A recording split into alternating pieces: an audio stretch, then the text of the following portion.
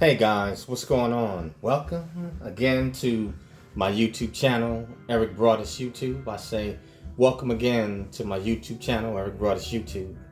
And it's been a little minute since I been doing some military content. I obviously had other things that came up, and I was did some other content in between. But this right here is a follow-up video. There's a video that I had done for promotion to E-8 and E-9 in the Air Force, which was the rank of Senior Master Sergeant and Chief Master Sergeant, the grades of E-8 and E-9. And in my comment section, there was a subscriber who had watched the video. I believe it's a RobZEjz9zt, and he had had corrected me on the grades of E-8 and E-9, where they no longer use the skills testing, the SKT portion of it. For Senior Master Sergeant and Chief Master Sergeant, they use WAPS points in the Central Evaluation Board for their promotion. And I promised him that when I got back to my military content on the next video for military content, that I would shout him out. So RobZEjz9zt, I'm shouting you out, brother, and thank you for the correction and for the update.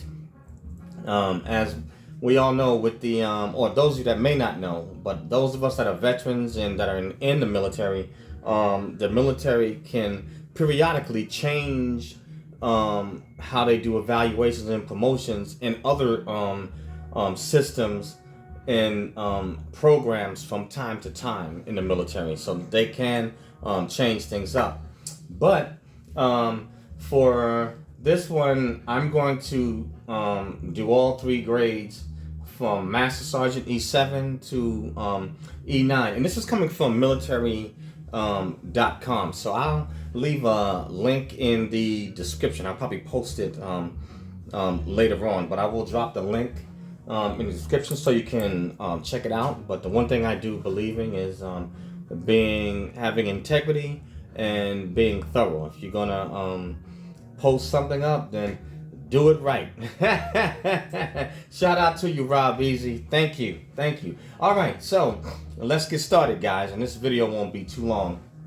So for the rank of Master Sergeant, okay, the Master Sergeant primarily functions as a craftsman while holding more advanced leadership than a technical sergeant. Master Sergeants hold a seven skill level, okay, and this particular grade and rank it carries much more responsibility than technical sergeant, and it requires much broader technical and managerial perspective.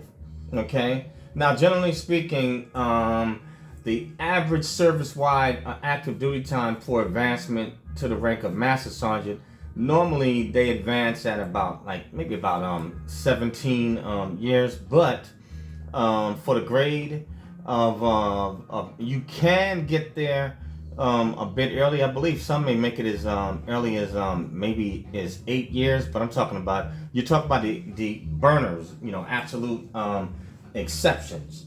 Okay. Now, when the Air Force talks about a 7 skill level, what that skill level is, it's a 7 skill badge that it equates to the knowledge and the level of accomplishment that you have in your particular job. A good example is when you're coming out of basic and intermediate tech school, you're required to complete career development courses, which would give you a 3 skill level, and then once you hit your first duty station, you complete those career development courses, you go to what's known as a 5 skill level. And those are for the grades all the way from, if you want to say an airman basic, you can hold a 5 skill level all the way to a E4, which is a senior airman, And then once you get ready to go for promotion to the rank of, say, staff sergeant, which is E5, by then you should be trying to shoot for your 7 level. You can still carry a 5 skill level in your particular career field, but by tech sergeant, which is E6, you have to have completed your 7 skill level. Now, also, to go along with the grade of, if you're going to make master sergeant as well, you have to have completed the non-commissioned officers academy. So you have to have completed and graduated from that. Your PT scores, physical training, your PT scores have to be good. So if you want to make the grade of master sergeant and go into senior level leadership, your PT scores have to be good, and your physical fitness, meaning that the military calls them, could say, chunky chickens, or you have to be in shape. And the military kind of frowns on you just getting by or just having the minimum. You know, the minimum on a PT score, and you're going to be a leader and have other people follow you. That doesn't set a good example. If you're going to lead others and you expect them to follow you, you should be at the top of your game. That is only fair, you know. And if you're gonna wear the uniform, you should wear it with pride and dignity, and you should care about your number one asset, which is you. You know, you should care about your body, how you carry yourself. Make sure you take care of your number one asset. You know, and that number one asset is government property. So you want to make sure that you stay in shape. You know, and staying in shape in your PT scores within the military with any branch of service is considered part of force readiness. You know, if you can't stay in shape, and that includes meeting the height and weight standards, and also being able to perform certain exercises or certain disciplines that includes cardio, which includes you know, the run, you know, push-ups, sit-ups, you know, all of these different things. And I believe, well, I don't know if, let me see, basic training, I think they may have added a chin-up, you know, portion to it, you know. But these disciplines, you need to be physically fit in order to complete these disciplines, and not just marginally fit, you know, but your scores should be, you should be getting up there. I mean, to be honest with you, senior leadership, you need to be hitting like at least 90% minimum. You know, you should be hitting 90% minimum, honestly. You know, especially if you expect others to follow you and you want to be physically fit, so you're always ready. Because sometimes the Air Force changed, you know, a lot from what it used to be. It is no longer just the paper pushers anymore. You know, it's not like that. You have to go to the front with the other branches of service, and you need to be ready because other people are depending on you. And especially if you're going to lead in the military, you're supposed to lead from the front. Now, there may be some people that may be more managers, but when you head out there downrange in the combat, you can't manage, you know what I'm saying, in combat. You have to lead if you have people following you. And if you're going to have those following you, you have to set the example. And it goes like this: leadership isn't always fair, you know, but it is what it is. So if you're going to take the perks that come with leadership, then you have to take the whole cabal or the whole gamut, you know, the responsibility that comes with it if you're going to have the perks. So your physical fitness is very important. Also, you gain points, you know, on how many medals you have. You know, there's various different types of medals that you get that equate to points. And another one is your enlisted performance reports, which is your performance evaluations, which is that's a big part, you know, of accumulating a lot of points for your overall board score, so to speak, for your overall score. You know, so like I said, in the military, in the military you got to prep, you know, 2 grades down if you want to make a certain grade. If you want to make master sergeant, you should already be prepping like you're a tech sergeant as a staff sergeant, so that way you'll be ready for it. You don't wait till you're one grade away to prep, because you want to show leadership. You want to show that that you're a standout, that you're cream of the crop, and that you're in that group, the cream of the crop, the best, that should be promoted first and be promoted immediately. So anyway, but yeah, so those are what are required to make Master Sergeant. It's definitely changed. Whereas Master Sergeants, they used to have have to do the WOPS, testing, and with the SKT portion, which is your SKT portion is knowledge of your job, and the WOPS testing it's a promotion fitness examination where it's overall knowledge of in different categories of Air Force and military, different types of history, ethics, so, but things have changed, Now, next up is for Senior Master Sergeant, okay? Now, for Senior Master Sergeant, you're definitely expected to perform as a superintendent, or manager, different, obviously, a different level of leadership. Okay, broad management skills are essential to exercising responsibilities for this higher level of leadership. In this position, okay, you will be working closely with the officer corps as you're getting closer to the top.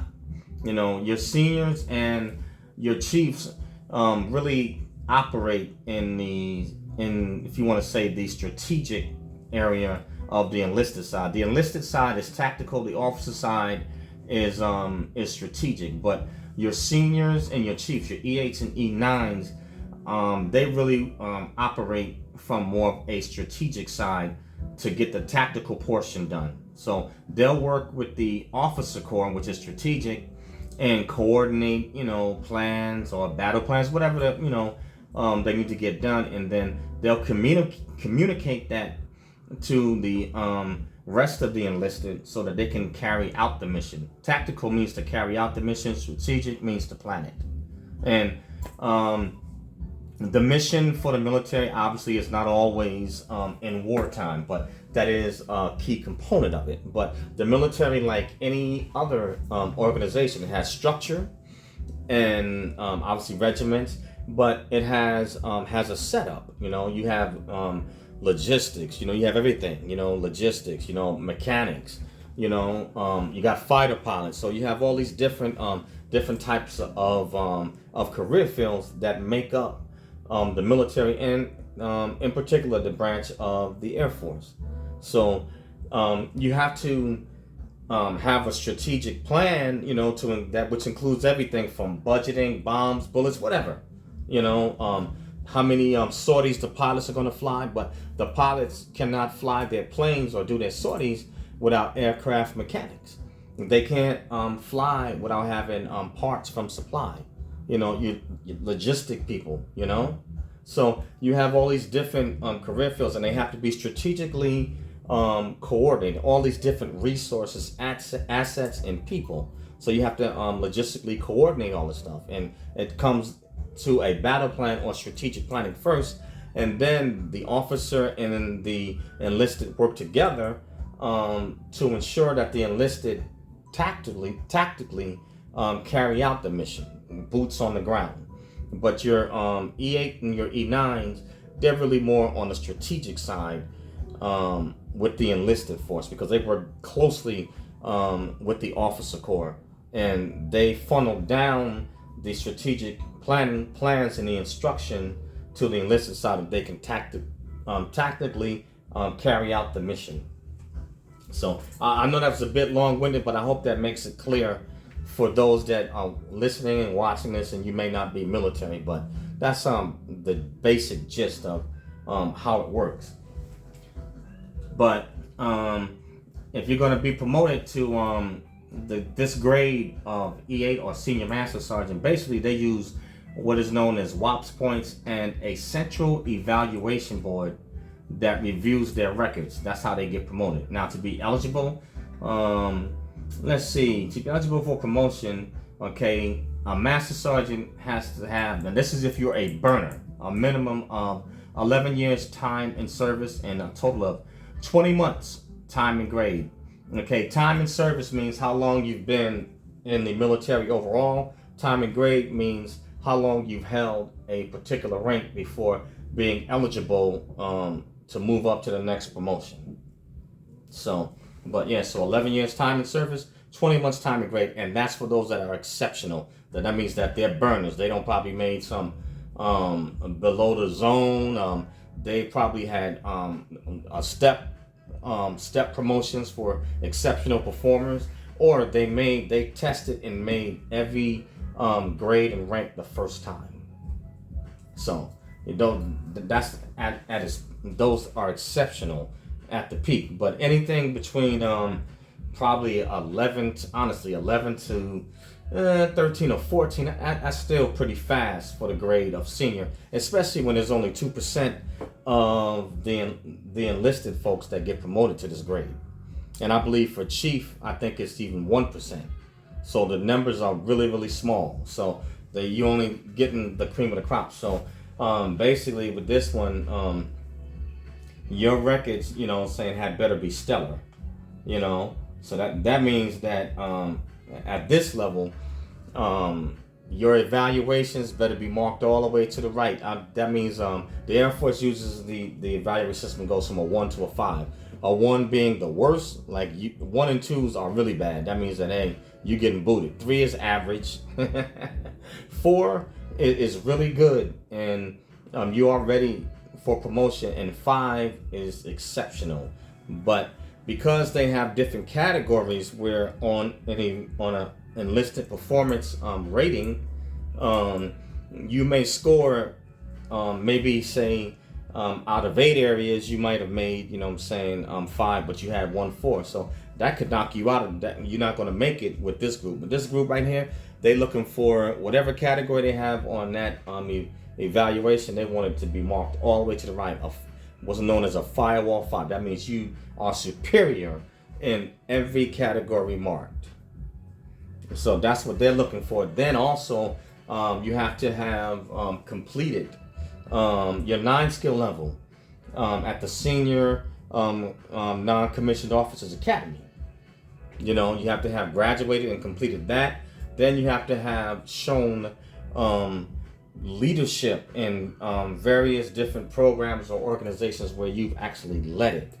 Also, how did your division or your branch perform? How your people perform, and their discipline and stuff like that has a lot to do with you getting promoted to this level. Because what they're looking at is if you're going to be 2% of this particular group, they're looking at the cream of the crop leaders. So how did the people up under you, how did they do? Also, as a reflection, leadership reflects on its followers. So that is what they are also looking at. So they're looking at the overall package, the overall individual. It's not just one thing that, you might be exceptional, outstanding, as an individual, but can you lead, and does that trickle down to your subordinates? Yep. Okay, let's see. Let me see. Did I miss anything else on this one? So yes, the central evaluation board, obviously, ribbons and timing. You get points for time and grade, time and service. So a combination, but all of those things make a difference. It sounds like they want your soul in order to make this grade. Yeah, basically they do. No, I'm just kidding. But you gotta have to be dedicated and committed if you're gonna make these grades. You have to be dedicated and committed. If you're gonna only 2% are selected, they're looking for the best, and you have to have discipline, and you have to be sharp, and you have to be committed. You got to be all in. All right, let's move on for the final one. And like I said, I'll deal with Chief Master Sergeant of the Air Force at another time, but I don't want to hold you guys up too long. I'm just trying to make it simple and plain. Okay, obviously for the grade of Chief Master Sergeant, only 1% makes this grade. You know, so it's pretty much similar to Senior Master Sergeant, except it's the air is even thinner. There's a less of a margin for error. So a lot of the basically the same stuff, but as a chief, you got to be the absolute leader to make this grade. So Chief Master Sergeant is the highest Air Force enlisted rank. Okay, with the exception, obviously, of Chief Master Sergeant of the Air Force. Okay. Now, obviously, Chief Master Sergeant of the Air Force, obviously, that's a distinctive rank. It's got its own set of special pay and retired pay. So that's something else, but I'll get into that later. But Chief Master Sergeants, what they do, they serve as managers, superintendents, advisors. Okay, advisors. Remember, I said that the at these grades they work hand in hand with the officer corps. Okay, advisors, enlisted force managers, and provide senior enlisted leadership. Okay, following selection, Chief Master Sergeants are assigned CEM codes, a Chief Enlisted Manager. Okay, and they can fill any managerial level position and perform all duties that are not prohibited by law or directive in the Air Force. Okay, the average service-wide active duty time for advancement to the rank of Chief Master Sergeant is around about 22 years, you know, or a little bit more. Now, like I said, for those that are burners, the quickest you can make Chief Master Sergeant in the Air Force is 14 years. That's the fastest you can make it. You know, and those, like I said, that's for a person that has made every grade, every rank the first time around. You know, so it's 14 years minimum time in service and 21 months time and grade as a Senior Master Sergeant to make this particular rank. You know, and you got to take your hat off to the E-9s, you know, in any branch of service, because they truly are the cream of the crop, and they did what it took in order to make it. And obviously they use the grade of Senior Master Sergeant, they use WAPS points and a evaluation board, a central evaluation board as well. And so you have to show, like I said, absolute leadership. You know, your enlisted performance reports, your evals, got to be Mark 5, you got to be superior all the way. You know, PT scores, you know what I'm saying? Physical fitness, you know, got to be at the top. If you're going to lead and be a chief, you need to be at the front.